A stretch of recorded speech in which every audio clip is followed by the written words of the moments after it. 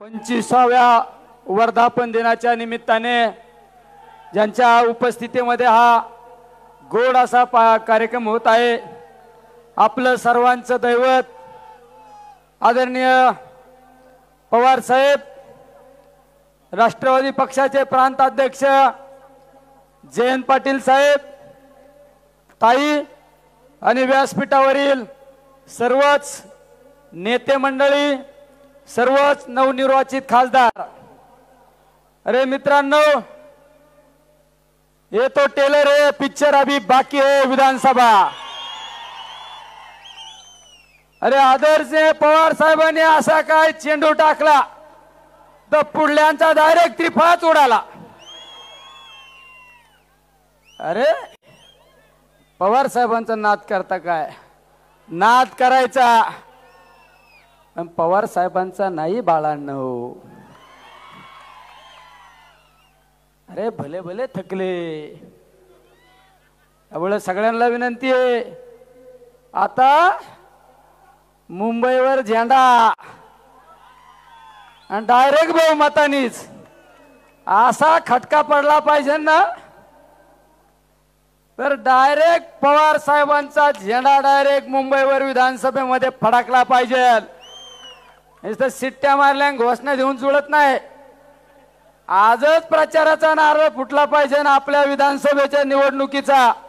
आणि सगळ्यांनी जाताना खुणगाठ बांधायची, मी माझ्या मतदारसंघातला उमेदवार निवडून आणल्याशिवाय मी स्वस्थ बसणार नाही, ही सगळ्यांनी खुणगाठ बांधायची।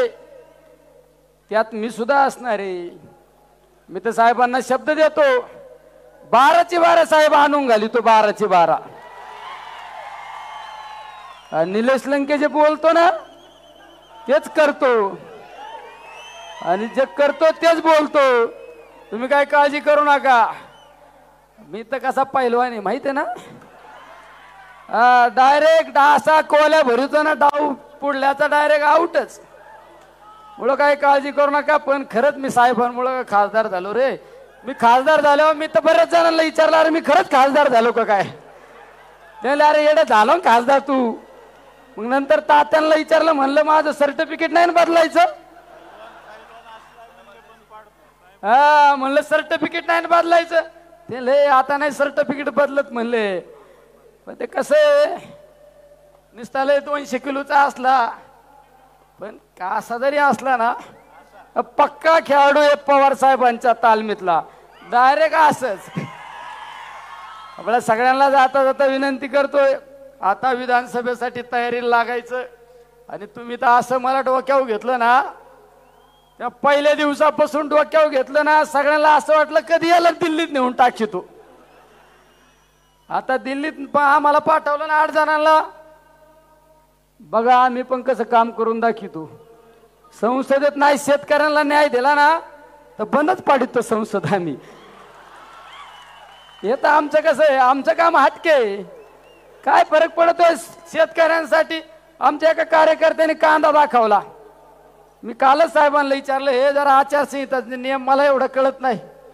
म्हणलं मला आंदोलन करायचं आमच्या दूध उत्पादकांसाठी आणि कांद्याच्या निर्यात बंदीसाठी। ते मला म्हणले जरा कळ काढ, दिल्लीला जा, सर्टिफिकेट घेऊन ये आणि मग लढ। म्हणले तुला त्याच्याशिवाय तर काय तुला दम निघायचाच नाही। त्यामुळं एकदा दिल्लीहून जाऊन येऊन जरा अंदाज घेतो दिल्लीचा कस काय। निम्मा अंदाज घेतलाय मी इकूनच, कसं जायचं, कुठल्या मार्गे जायचं, पण बरोबर करीत असतो, काळजी करू नका। आपण काम करणारा माणूस आहे, काम करून दाखवणारा माणूस आहे। ज्यांना ज्यांना शब्द दिला ना ते शब्द निश्चित पूर्ण करीन पवार साहेबांच्या आशीर्वादासाठी। पण एकच ध्यानात धरायचं सगळ्यांनी, पवार इज द पॉवर। आणि सगळ्यांचा नाद करायचा, सगळ्यांचा।